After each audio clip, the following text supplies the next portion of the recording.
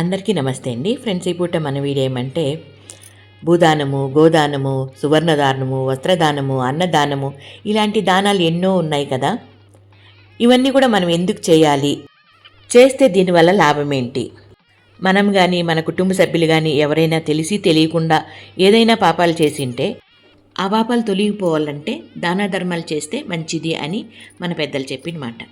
కాబట్టి ఎవరైనా దీన పరిస్థితిలో ఉండే వాళ్ళకి మనకు నచ్చిన చోట నిజంగానే వాళ్ళకి దీన పరిస్థితి ఉంది అని మనకు అనిపిస్తే అలాంటి చోట మనము మనకున్నంతలో అనేది మన శక్తికి మించి కాకుండా మనకున్నంతలో దాన ధర్మాలు చేయగలిగితే మనకు మంచి జరుగుతుంది అనేది మన పెద్దలు చెప్పిన మాట.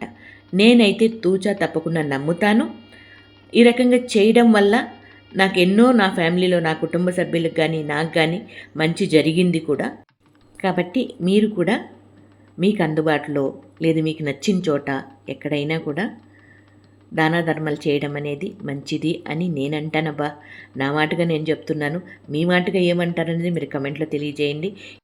అదేవిధంగా మీలో ఎవరైనా ఈ విధంగా దానాలు ధర్మాలు చేసిన వాళ్ళకి దానివల్ల మీకు మంచి జరిగిందా చెడు జరిగిందా అనే విషయాన్ని కూడా నా కమెంట్లో తెలియజేయండి. ఓకేనా? Thank you.